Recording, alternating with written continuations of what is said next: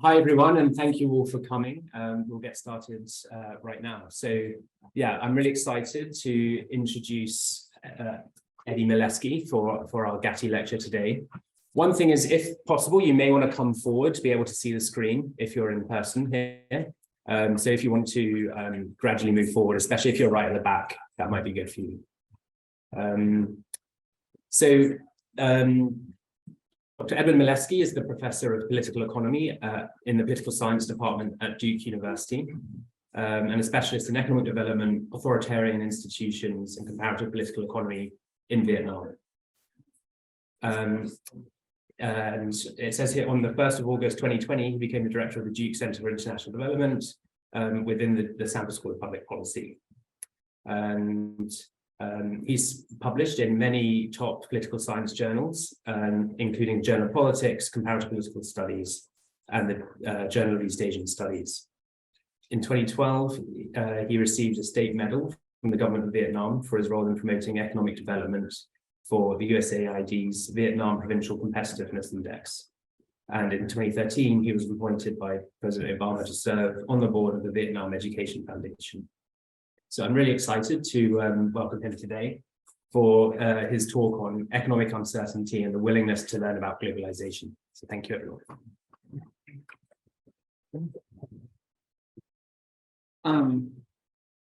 So I'm so honored to be here for a Gatty lecture in Cornell's Southeast Asian Studies Center.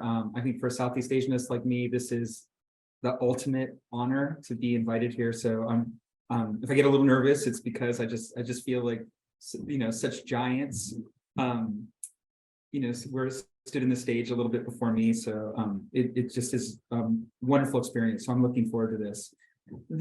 This paper that I'm going to present today, I think of it a little bit like I have peanut butter, you have chocolate, like peanut butter cup paper. So my co-authors, Nick Bonafide and Nita Rudra, we're very interested in a question that I'll explain in detail a little bit more later that's very specific to the international political economy space, which is why do people learn about the impact of trade?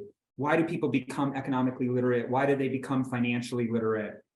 And wanted to challenge a prevailing wisdom in the international political economy space that only the educated in rich countries are the ones that actually know or are economically literate. And I think for those of you who've worked in Southeast Asia or Vietnam, you should be suspicious about this. Like I remember visiting shrimp farmers in the Mekong Delta with little computer terminals that gave them daily pricing or like minute-to-minute pricing on shrimp prices in the global market. So to think that these people were not economically literate seems absurd to me. But so they came to me, and at the very same time, I was running at that time a very big survey. So some people know that I run the Provincial Competitiveness Index survey, which is a survey about 10,000 businesses in Vietnam. But I also been involved since 2009 with the United Nations Development Program, running a household survey of citizens, which is Vietnam's largest public opinion survey. And we've been doing it every year. And I had been struggling with for a long time of the underrepresentation of internal migrants in that survey. So big problem was Vietnam, a large portion of Vietnamese society now is internal migrants moving from province to province, usually to about 17, sort of high, or about, I would say between 12 and 17, like high economically performing provinces. And the way we were doing the survey, the way a lot of people do surveys in Southeast Asia, we were using the Vietnamese household residency list, right? So I think some of you know China, so you know Hukou system. Vietnam has a very similar system called Hukou system. So people have these household residencies. We were using that household residency system to sample.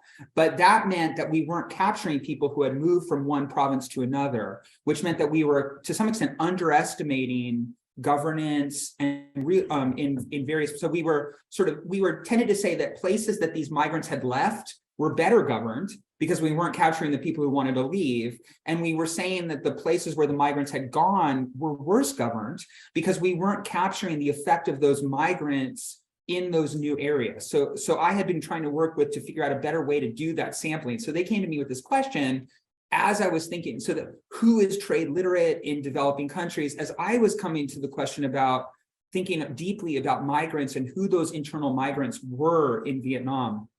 And I suspected, for reasons that I'll explain in a little bit, that maybe the group that had the most interest in learning about globalization might be these migrants. So that sort of was the origin for the paper. Okay, so I'll step back a little bit now and sort of take you through the theory and the empirics. And of course, I'm very proud of the research design. So I'll spend a little bit of time on the research design to lay it out for you. Oh, let's see here. I'm having trouble clicking through to the next. Oh, there we go. Okay. Yeah. So okay. So so the big motivation for the paper, and what the big puzzle that Nita and Nick came to me with, was we know that citizens around the world look to their national governments, look to their local governments to ameliorate the effects of economic uncertainty, specifically the effects of economic integration from trade. What happens? Vietnam joined the WTO in 2007. There's going to be winners and losers. Who's going to benefit? Who's going to lose? There's going to be job opportunities in some spaces. There's going to be higher prices in other places. How do you deal with that? Global market integration affects every aspect of the economy. It affects individual well-being and mobility. It affects employment opportunities, prices, and wages. But if you were to just read the international political economy literature, you would think that only very few people understand this, right? So, what we've learned from a series of surveys in the international political economy space is that the less educated poor have very little understanding of the impact of globalization. So you ask them basic questions about the impact of trade, comparative advantage, the things that you would take in a college econ class. They don't understand very well. And that has big implications, people say, for how they understand economic policy. That is, that only the educated are actually taking positions that actually benefit them because the others don't understand it or can be highly manipulated.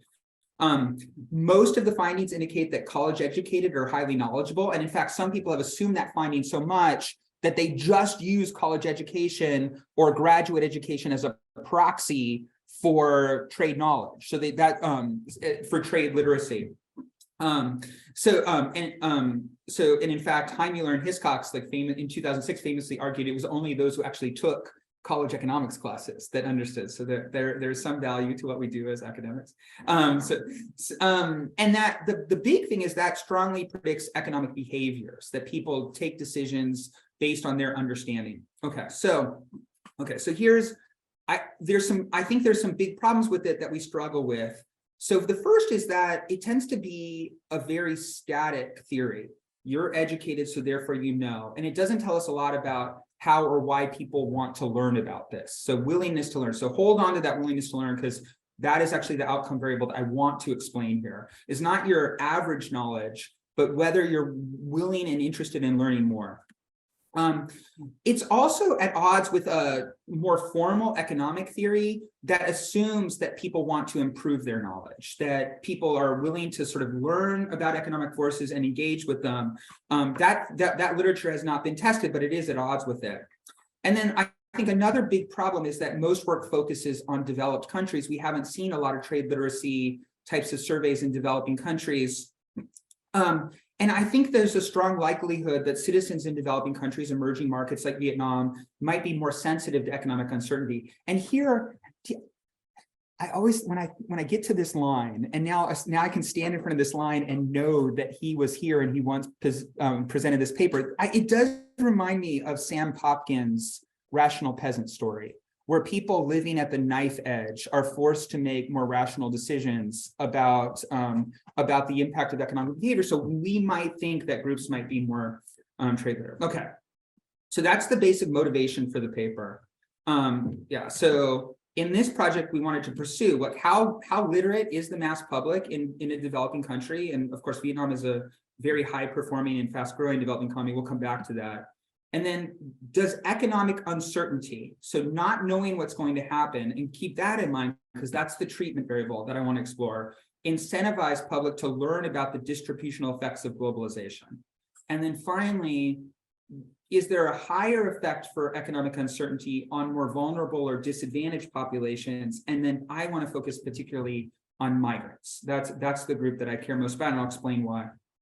Okay, so yeah, so economic uncertainty, that's, as I said, that is our treatment variable. So we know that the short run effects of integration, so think Vietnam's entry to the WTO, Vietnam joining the Comprehensive Partnership for the Trans-Pacific Partnership, or most importantly, what I'm going to talk about today, the biggest agreement, Vietnam's European-Vietnam Free Trade Agreement that it just signed, called EFTA, have large adjustments. There's going to be big winners and big losers in these arrangements, and especially when they're north-south trade agreements, so developed countries with less developed countries.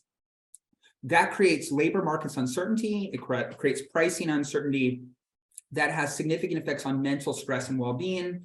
And it might, and so there, we can think generally that people exposed to this uncertainty might be more willing to learn about globalization, might be more willing to explore and try and see, either because they want to insulate themselves from the effects of it, or because they want to take advantage of it. And I'm going to come back to that, whether this is sort of a self-insurance, or this is an opportunity-seeking type of argument. And then, as I said, at the time that we were doing this, my view was that migrants were going to be the most responsive group for two reasons, and somewhat contradictory reasons. Migrants have unique advantages, and then migrants also have some unique disadvantages, but both point in the same direction of higher learning. So one, migrants have either the resources or the capacity or the willingness to change their circumstances. Like, even in the worst systems of civil conflict or environmental disasters, there are some people that leave and some people that stay behind, right? And migrants are the ones that leave. And so there's a whole bunch of reasons for this. They tend to be, in general, in the literature, migrants are thought to be less risk averse, more risk-taking. Migrants are thought to be those that are greater information seekers beforehand, so they might know more where to go, and might be more motivated by pull factors such as economic opportunities.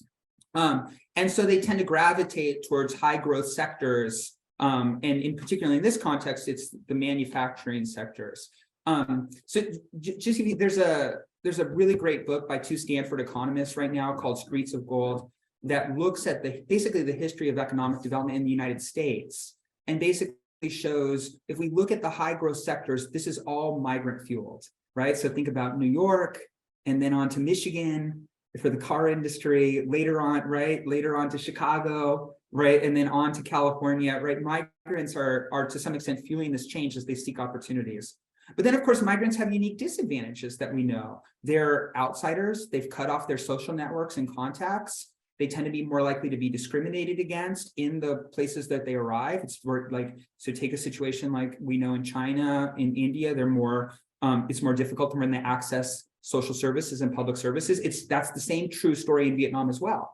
Not having a household registration certificate means it's more difficult to send your kids to school. It's more difficult to register even for energy pricing, right? So there's some unique disadvantages.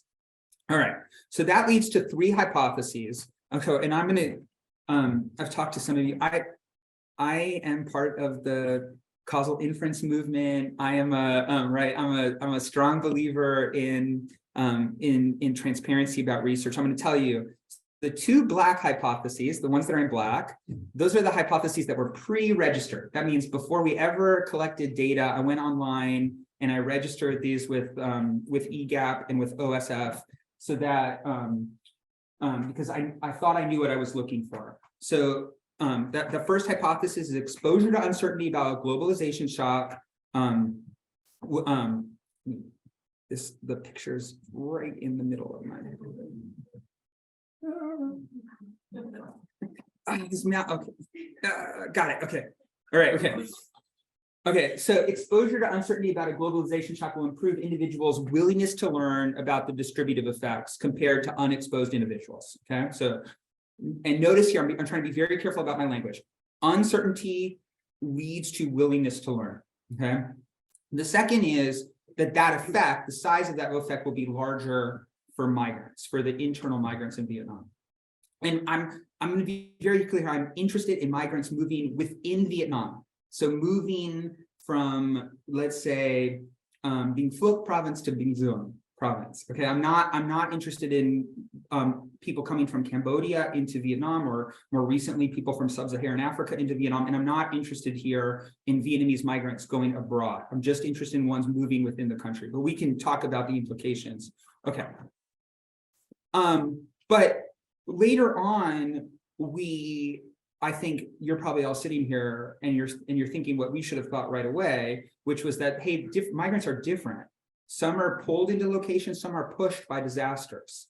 Migrants, when you talk about advantages and disadvantages, some migrants are going to be more exposed to the advantages, some are going to be more exposed to the disadvantages. Just saying all migrants, to some extent, conflates very different types of problems and experiences in the places where they're going. And you would be right? So this third hypothesis was not pre-registered. It's something we came to later in trying to understand the effects that we were getting. And because it wasn't pre-registered, I'm going to use some techniques to kind of discipline myself, to keep myself from peeking at the outcome variable and then selecting. And I'll tell you what that was. I'm going to use a little bit of a machine learning technique to do that. But don't worry, if you're not a quant person, don't worry. I promise that I will do my best to make it understandable for you. And then if I didn't, you can harass me afterwards. Okay. So here's the design. So I'm gonna take you through how everything I'm after here. So the first is talk about sampling and how we're going to actually capture these internal migrants. I'm going to talk about the uncertainty treatment and how we expose people to uncertainty and where we come from that. Then something very important for me, I don't want a survey outcome here. I don't want people to tell me they're interested in willingness to learn. I actually want to know if they're willing to learn, right? And there's a whole bunch of reasons for this. It might be because people are not engaged with surveys and it's difficult. It might be that because people lie or there's social desirability bias. So I'm going to actually see whether they actually are willing to learn. Talk a little bit about modeling, which is not complex. And then we'll talk about that last part there, classifying and testing migrant type. And for that, I'm going to use a technique called latent class analysis to get at it, to identify the types of migrants that exist in Vietnam and that answered this POPI survey.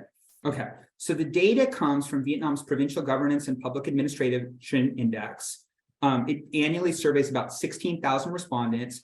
It's meant to be both nationally representative and representative at the province level. So also, what it uses to do that is a multi-stage clustering strategy. So I'll show you in a second what that means, which means that, well, I'll just come back to that. And so then we sample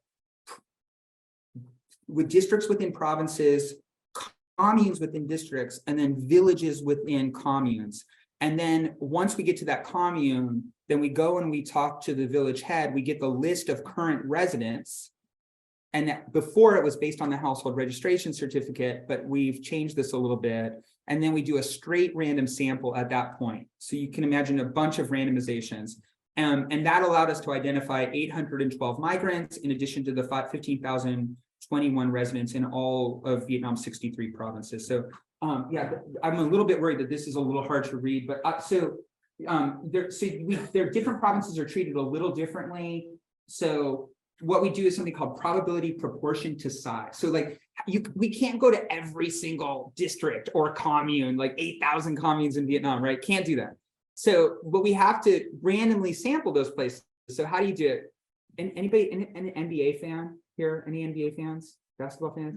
So you know the draft lottery? I'm just going to talk to you for a second. So in the NBA draft lottery, teams get a different set of tickets or balls depending on their record. If they had a losing record, they get more balls. If they had a winning record, they get less balls. I'm going to give balls to each district depending on how many citizens they have. So a higher district has a higher probability of selection than a smaller district. So it's still randomly sampled, right? But the more populous places have a higher probability of being selected. So we select districts that way, though we always select the capital district. Then we select communes that way, though we always select the capital commune, and then villages down to the village level. Okay. And then, you know, different provinces in Vietnam are wildly different in size. So we select different amounts of communes or districts. And the key thing here is what we did this time is when we got down to the village level, we asked not just for the household registration certificate, we asked for, is there anybody from Vietnam here or works in Vietnam? Okay. So in Vietnam, there are different types of residency certificates. So colloquially known as KT1, KT2, KT3, KT4. Okay, KT3 and KT4 are ones that migrants hold, right? They allow the migrant to move from within the same province to work at another place within the same province. So say I live in Bingzuang, but I live in sort of the rural part of Bingzuang and I want to move to the industrial zones in Bingzuang. I need a KT3 registration certificate. If I'm a migrant and I'm outside the province, I'm eligible for what's called a KT4 residency certificate. That allows me to move to a different province to work. So I can be in Binh Phuoc and move to Bingzuang. Okay, does that make sense? So what we took is we took all those people's household registration residency certificates, KT1, KT3, and sampled that. So when I'm talking about migrants, I'm talking about KT3 and KT4 people compared to KT1 and KT2, which means they have the ability to live within the province that they're at, or they have, and long-term, and KT1 and KT2 have to do with short-term versus long-term residency. Okay, so that's the key. Now, criticism, if you want to criticize me, we are not capturing fully informal migrants, okay? So, and that's the best we can do. There's no way for us to be able to identify them because it's hard to know where they live. But I think in this case, there's not very many fully informal migrants. Just because of the way the Vietnamese system works. But we can talk about the implications of that for the research. Okay. All right, so then we went to these groups, and we did basically the regular POPI administrative survey. And so what I'm here, there's 4 graphs up here. They're representative of a larger number of figures, but you can see, like, take that one, assessment of governance. So the left panel compares the migrants who are in green to residents where they moved and residents that they left behind. So receiving residents are in purple, blue residents are the sending residents. And then the other graphs compare migrants to other vulnerable groups. So pink is unemployed, light blue is poor, and informal is that sort of dark blue.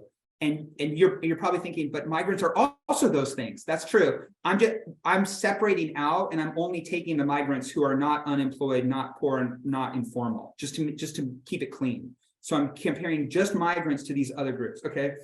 So what you can see here, what you should be able to see is that migrants experience worse governance than in receiving or sending places. Particularly, they say there's less transparency, they have less access to information, and they experience more corruption.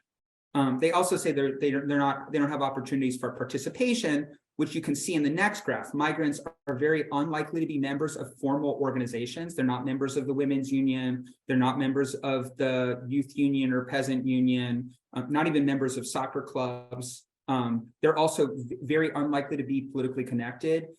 So less than 1% of our migrants are members of the party versus 10% in the sending provinces. So they don't have political connections. They also have severed themselves from social connections as well, which is sort of just a natural aspect of moving.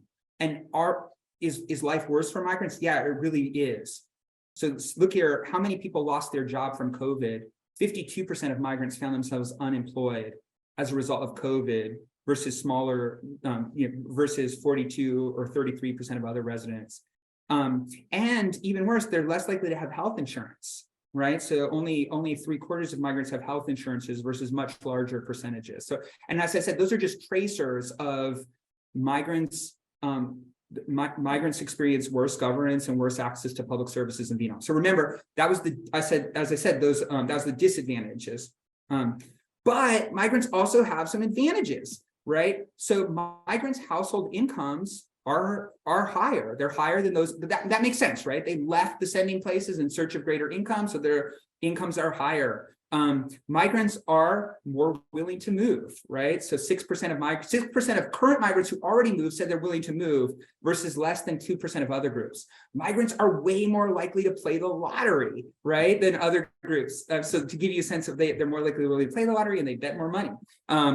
Then a couple other things, migrants are more likely to be employed in manufacturing, right? They're also more likely to live in industrial zones and far more likely to work for foreign companies than the other groups as a share of the population. So migrants are moving towards high growth sectors. And migrants, I think this is the coolest one, migrants are more optimistic about the future. So ask them, is life going to be better in 5 years? Migrants report that life is going to be better in 5 years. So these two things, migrants are more disadvantaged, but they also have some serious economic advantages. And so at least our assumptions about migrants that we gathered from the larger literature appear to be true in the Vietnamese context. All right, so here comes the experimental design. So Vietnam just signed this very large free trade agreement that's going to reduce 70% of the reduced to zero tariffs on 70% of the products that Vietnam exports to the European Union. Analysts expect that it's going to contribute about 2.3% growth, 2% to Vietnam's GDP over the next 5 years. So it is a very large trade agreement that affects basically all aspects of the economy. Okay. So in our experiment, what we did was, the first thing we did is we asked everybody in the whole survey, have you heard about the European Free Trade Agreement? Right. So, and the reason why I'm doing that is I don't want this to be about awareness of the agreement.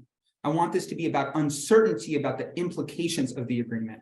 So I'm asking everybody out the agreement, baseline knowledge, about 30% of the respondents, both migrants and non-migrants, knew about the agreement prior to us asking. 70% had no idea. That baseline knowledge does not influence our results here, okay? Okay, so then the next thing we did was 50% of both migrants in the full sample, so about 7,500 in the full sample, about 400 migrants, got this test. And I'm not gonna make you take this test. The whole point is I wanna give them a difficult test because I want to increase uncertainty about the agreement. So first they get, we say it's sign an agreement, it's going to create winners, but also losers due to the sector in which they work or where they live. So I'm hoping that it's making people think, which one am I? Am I a winner or a loser? I want to ask your opinion about a whole bunch of things. So now I want to say, how much do you really know about who's going to be a winner or loser? Do you think the agreement will increase the type of goods that are available? Which sectors do you think are going to be benefit? How might the trade agreement change the price of EU products? So economists have ideas about the answers to these. I wanted to know how Vietnamese people thought of them. So most people did poorly on the survey. There were some people that got sixes. So some people that got sixes, but the average person got about 1.8 out of 6 correct, right? And interestingly, no real difference between migrants and other groups. I mean, and that's interesting in itself, that migrants are basically as knowledgeable as receiving residents, as sort of the people in the rich places. So now, did it cause what I wanted? So the reason why we do this is because there's a huge literature in education and social psychology that difficult tests increase anxiety and uncertainty. So that we were sort of following from that literature in asking, and so you should think about that when you're asking your undergrads to do stuff that, you know, so that we wanted to expose them to that type of uncertainty. Okay, so did it expose them to uncertainty? This is going to be a difficult graph to read, but so you can see those 3 black bars, 0, 1, and 2. That's where the bulk of the respondents are. And at the end of the survey, the enumerator, the interviewer, records their beliefs about how well the person comprehended the survey and anxiety in taking the survey. And the nice thing about this is our module was basically the last thing they encountered. These are called control questions. So it helps me know whether Vietnamese government influenced the survey. Sometimes the Vietnamese government official will show up to observe the survey. So in the control questions, the enumerators report that. So I have a battery of control questions that allow me to know this. So here, these are from the control questions. And you can see that the enumerator reported comprehension is lower for those who did better on the test, and anxiety is, or for worse on the test, and anxiety is higher for those who did worse on the test. And you can compare it to the control group on the far right. The enumerator reported comprehension among the bulk of people who got 0s, 1s, and 2s on the test is lower than the control group, and the anxiety is higher than the control group. So this, and I also have some data about how long they spent on the survey. I'm pretty comfortable that we did generate the type of uncertainty I was hoping for. Now, what did I want them to do with that uncertainty? I wanted them to go to an online video. So at the end of the survey, they were given this little card. See, so Do you speak Vietnamese? Do you want to translate the card for people or? So, okay, so here, so it says right here, hey, if you want to know more about some of the things that you learned in the survey, so number one, the trade agreement, number two, land, and number three, governance generally and how we measure it in Poppy, take your phone and go to this QR code, and it will take you online to a video about the trade agreement or about land in Vietnam or about Poppy generally. Okay. Yeah. And then what we gave them was a code that I could link to the survey. So I know who went on and who didn't. So I could then capture who went through. So I just built a landing page, and then they could go on and they could go to this video about who went on to go watch the video. And the cool thing is I can even see how long they stayed on that video site. The other two ones are placebo. Yes. The other two ones are placebo ones because they're not ones that we treated, right? So they're because I just want to see whether this sort of just motivated curiosity in general or whether they're motivated curiosity specifically about trade. Okay, so that's the major outcome variable I'm interested in is how long they spent on the site, and then or whether they went to the site and how long they went. Okay, now you guys might be asking, like, is this really fair? Like, Vietnam's a developing country. Internet penetration in Vietnam is 74%, right? And migrants have also have high levels of internet penetration. Most people in Vietnam now are accessing on smartphones. So I wouldn't do this in every context. Like, I also do some work in Laos and Myanmar. I'd feel more uncomfortable doing it in those places, but in Vietnam, I felt pretty comfortable that we would be okay to do this. Though that still means there's still a large number of people who don't have cell phones, right? But it's pretty similar across the groups that I care about. Okay, so this is an interesting lecture for me because I have like a literal methodologist in the room and Southeast Asian experts, and I'm trying to make everybody happy. So okay, I'm just going to model this here. You can see I'm looking at visits and uncertainty. So the first one, and then I'm looking at visits and then interacting uncertainty with whether you're coded as an internal migrant or not. And those indexes, those little letters there, I and P, those are capturing the individual level, but also I'm trying to deal with clustering at the province level. So I will cluster the standard errors at that P level because I am a little bit concerned that the errors among migrants might be correlated at the province level. Okay, you guys ready for the results? What do you think we're going to find? Anybody who thinks that we're going to find that everybody in the whole country was motivated by uncertainty to look, that in general people in the whole country thought? Raise your hand. Okay, all right, so we have, who people think it's going to be receiving residents that are most interested? Who thinks sending residents? All right, so and who thinks migrants? All right, okay, all right, well, okay, I think I might have primed the answer there. Okay, so there's the effects. So those, right, so this is the share that went on the website, right? So those, like, you can read those as literally in the control group among receiving residents, 3% of people went on the website to look. Those confidence intervals tell me there's no difference between those that were treated versus receiving residents. Same thing with sending residents, but we have this tremendous effect for migrants, right? Like, so 1.5% of migrants who didn't receive the uncertainty that went on versus 4.21% of migrants who received the uncertainty treatment.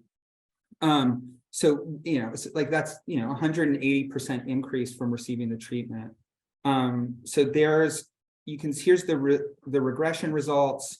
So that right there, there's that constant telling me that 1.5%, and then that increase, an additional about 3% of migrants, but no effects across the board for going on the website.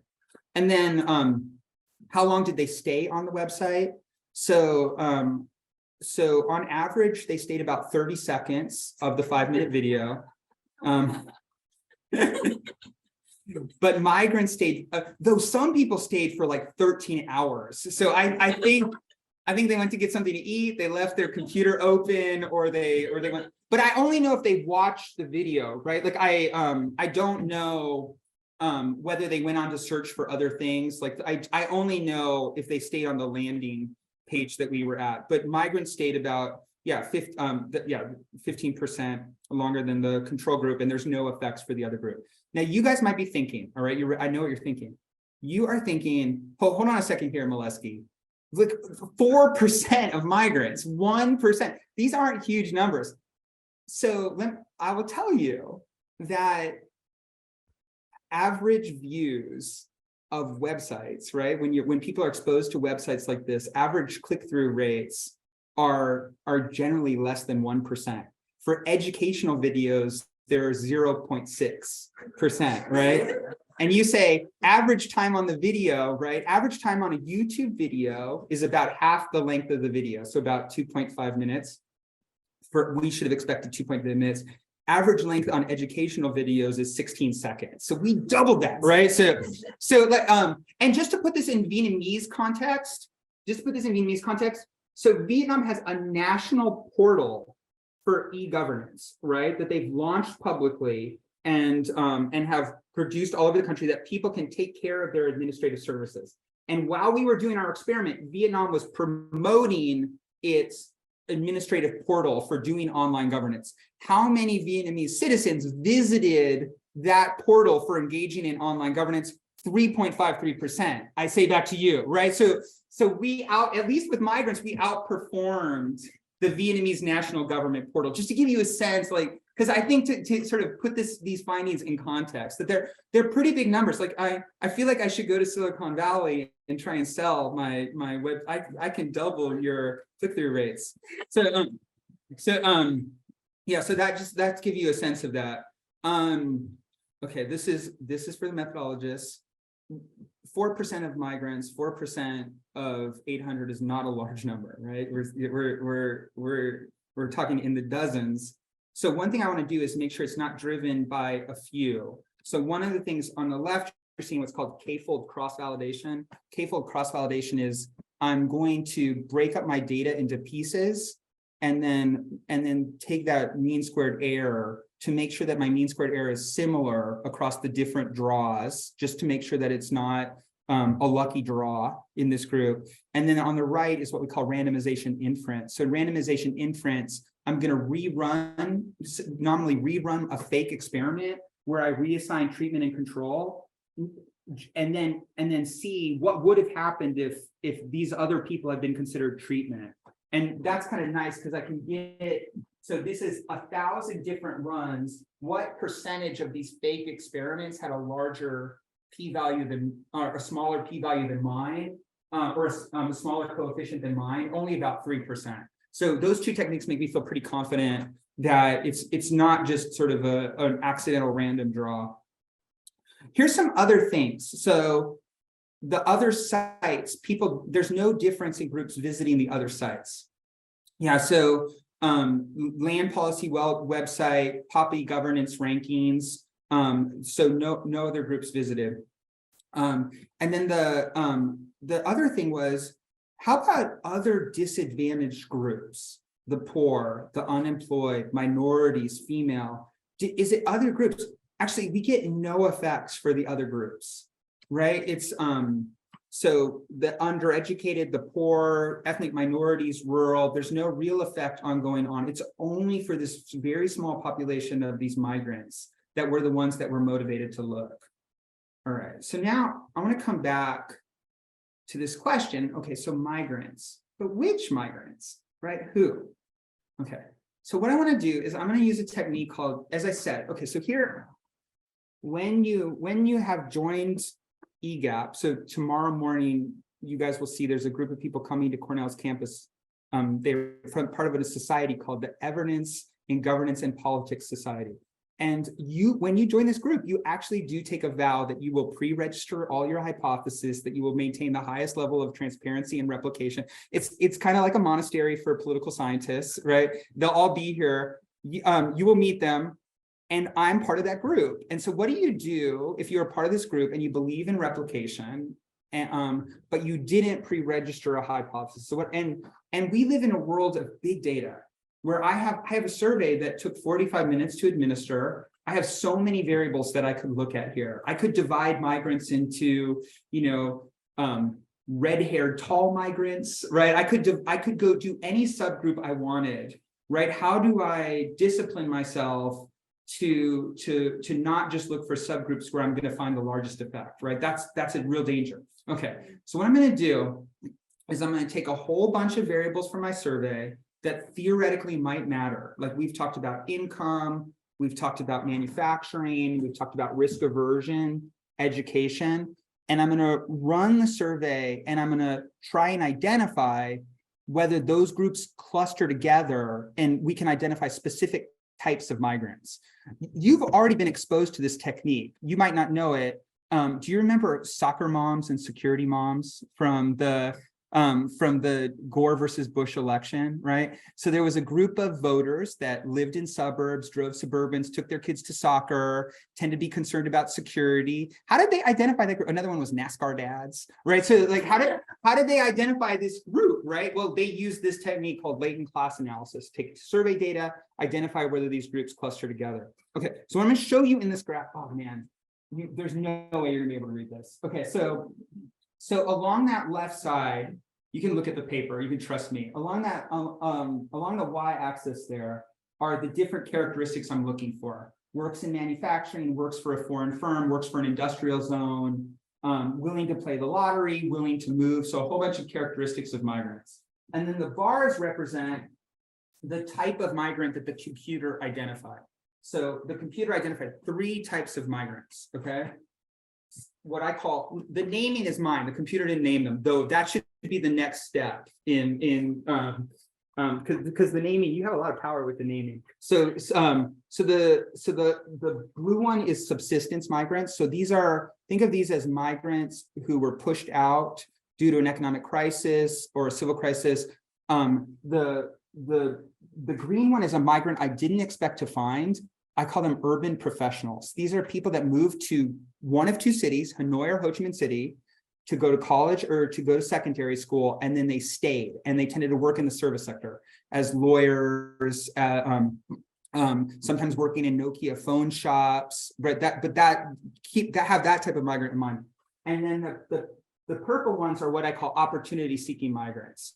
These are migrants that moved to industrial zones, to work in manufacturing, often for foreign firms. They're willing to move, they're very optimistic, and they're highly risk-taking, okay? But they tend to be less educated than the urban professionals, and they work in manufacturing and foreign firms as opposed to the domestic service sector.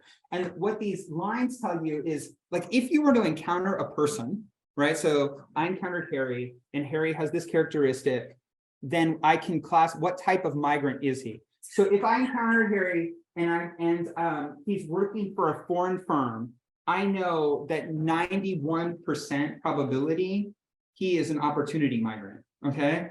Versus if I encountered Harry and he would well, how old are you, Harry? 31. 31. Okay, so 31. You are not a subsistence migrant. But right. So subsistence migrants are very likely to be over the age of 30. Right. So the younger groups are the ones that are under 30. So that gives you a sense. And you guys can look. I think it's really interesting how these things work out. So to make this sort of more visual.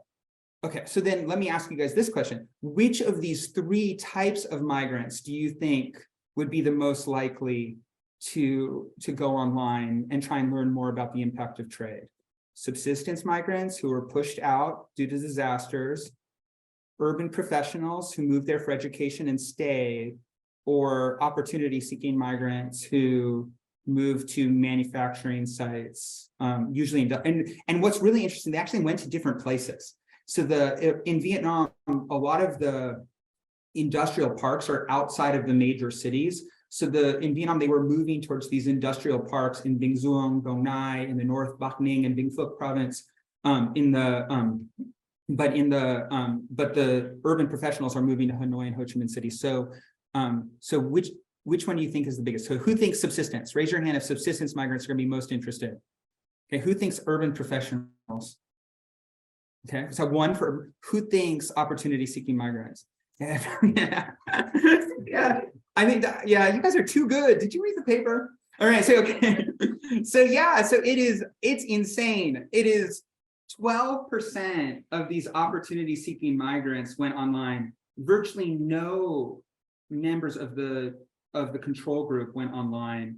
The urban professionals, there's a little bit of an effect, right? From 1% to 4%. So some urban professionals that were exposed to the treatment were more likely to go on. I think this is really, this one, it's not significant, but I think it's interesting, which is that the uncertainty here, actually, that group that was exposed to uncertainty is actually had a little bit less to go online. I have a theory about this, and I was talking with Grace about this story. There is an economic story about the very poor that have a great that have to deal with a whole bunch of issues, and as a result of just the daily effort of putting food on the table is such a struggle. Difficult activities introducing cognitive load become very difficult for them. So that's why the very poor tend not to fill out FIFSA forms, why they might be more likely to be exposed to payday lenders. I think something might be going on here of subsistence migrants are really struggling, and the uncertainty to some extent made things a little bit worse for them. Though I don't have a significant effect here. And I put some pictures of who you should, what you're in your mind when you're thinking about these migrants. So the subsistence migrants, there's an older couple working in a big trash dump in Ho Chi Minh City, right? That's they're in service sector, they're not making very much money, and they're not very well educated. That opportunity-seeking migrant, you should think like an industrial zone, making Nike, making computers, right? Those migrants have moved there to those industrial zones to seek work in manufacturing firms. And then the urban professionals, those are the service sector migrants. They've looked, sometimes government employment, mostly service sector employment, they're highly educated. So think about those three different types of migrants in your head. Yeah. Sort of parsing the data a little bit. Where it affects the biggest: manufacturing, foreign firms, those that have some sort of education, middle school graduates, and those that have previous experience as information seekers. So those who are the ones that were most likely to move.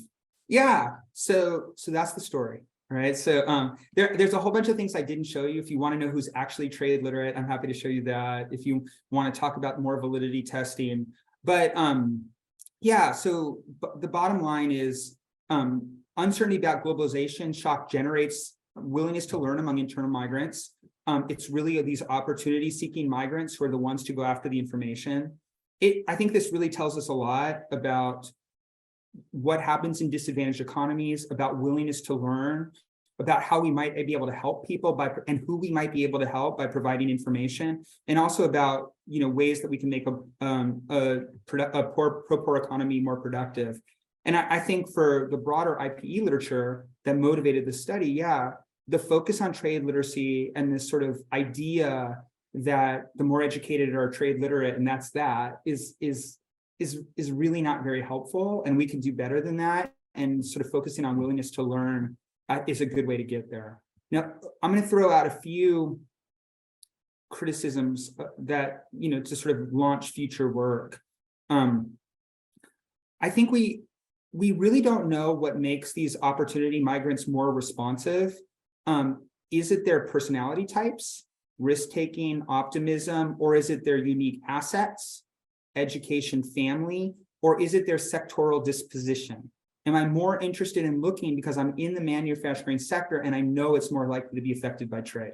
All these things clump together. They're all the same person. Risk-taking person is more educated and ended up in the manufacturing sector. So I think the next thing that I want to do is pull those apart a little bit. And then two things about Vietnam. Vietnam's a single-party regime with relatively low levels of transparency and opportunities for participation generally. If we did this in a different country, would we get a different effect? And the same thing's true, I think, of the other side of Vietnam, which is among the very few most successful economies in the world, right? This is a country that has grown over the past 30 years at 6% average growth, right? That when I started studying Vietnam in 1997, close to 80% of the population lived under the poverty line, and that number is 8% today. So this is a place that has changed dramatically, and where people have generally benefited from globalization. What would happen in a place where the effects of globalization have been more negative? Would we see a different set of effects, right? And I think those are important scope conditions to think about when thinking about the results that I'm presenting here. All right, thank you so much. This was a lot of fun.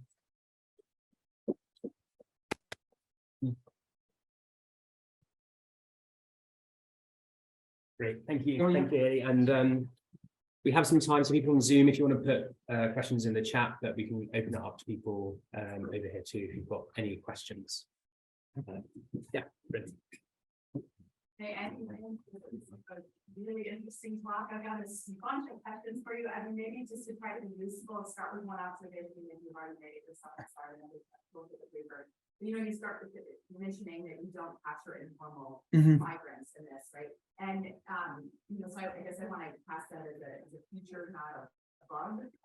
That you know, the variation in your moderator, the group vulnerability is truncated. I mean, the informal migrants are presumably the group that is most vulnerable, right? And so by leaving out the most vulnerable groups, you could kind of pass this. Oh, I see. Yeah. Top test of the Oh, I like that. So all right, so three questions. So first, I was really curious to hear you talk through what you think that kind of conceptually the relationship is between anxiety and uncertainty. Yeah. I heard them conflated a bit in the talk and in the measures, and maybe it's sort of, you know, concessions to what's available in the interviewer disposition data. But I'm thinking, you know, some anxiety is sometimes provoked by, also, you know, in the literature on emotions, it's fear, it's worry, right? And it's related to things that we might know with certainty. Yeah. Like uncertainty seems to me as a slightly different concept. I'm curious conceptually how you relate those two. And then with the last two questions is about the treatment effects. Yeah. So first, in thinking about whether the treatment worked in the way that you think it is, it's showing that the enumerator reported comprehension and anxiety scores is really interesting. I think like often we don't do much with that data, but it's pretty interesting. Have you benchmarked the size of those differences between treatment and control group relative to other things that we think, you know, we know there are differences. Enumerators are noting differences between different groups to give us a sense of like how meaningfully the treatment moved what the substantive importance of the treatment, how far they are on anxiety.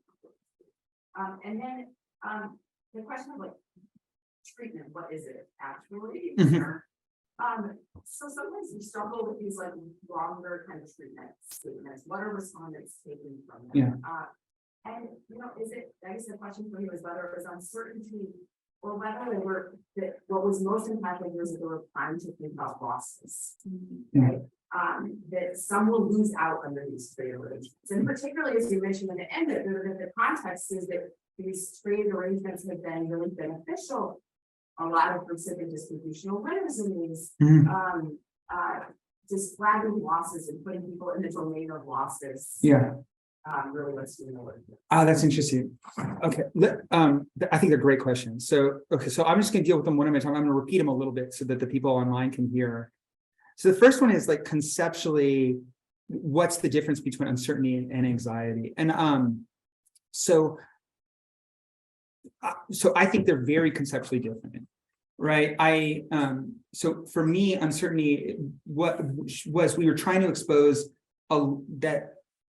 a lack of confidence that the respondent knew what would happen with the trade agreement. So we were trying to sort of break down their, because you can ask these questions like, do you like you I mean, I'm sure you know, I can say like, what's your expectation will happen with the trade agreement? And people will answer very confidently, but I wanted to break down that confidence. Anxiety is not the best way to measure it, right? I was looking for what in the survey do I have that can to some extent benchmark that I generated some uncertainty. And so I looked for three. So this gets to the second question, which is this validation exercise. So the control questions were not really supposed to do this. So there's questions about comprehension. There's questions about anxiety. I think there's a question, there's one more question that shows a difference, and I think it is on, I'm blanking on it now. But then the rest of the control questions are all about, was the interview interrupted? Did a government official stop by? And so there's no differences on those. But on those top front three, comprehension, anxiety, and I think it's like a legitimacy question, there are differences between the treated and the control, specifically the treated who did poorly and those who didn't. The other thing that I've been using is the timestamps on the question. So how long did it take people to complete the test? And that's the problem with that is that I can't apply it to the control group. I can only apply it to the treatment group, but I do know that the people who did worse spent less time on the test. Yeah, so I feel now, and this gets back to the larger question: do I think we generated this lack of confidence?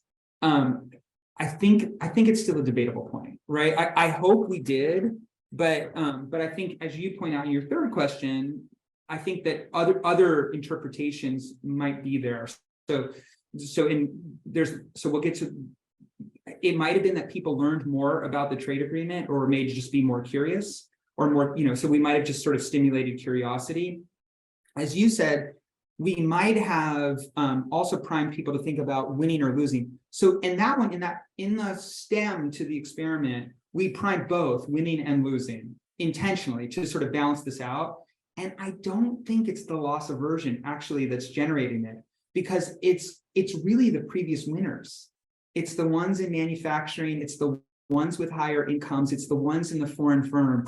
So that's why I'm sort of leaning into this opportunity seeking, because I think it's people who are the winners from previous arrangements that continue to want to be winners. It's also the ones that are most likely to move. So so that's why I sort of leaned into that third one. Did I cover all of them, or all of you? Those often individuals are updating those if they're part of the crime, is like you could actually lose from this, right? Yeah, that's true. Strong, yeah. And so that's also the group that scores really high on like every sort of aspect of previous interest in information.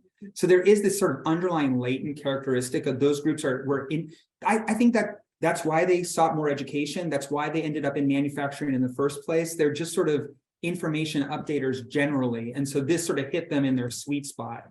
If I'm just sort of riffing, unscientifically riffing, like if you bought me a beer, that's sort of how I feel, like for having looked at the data. Yeah.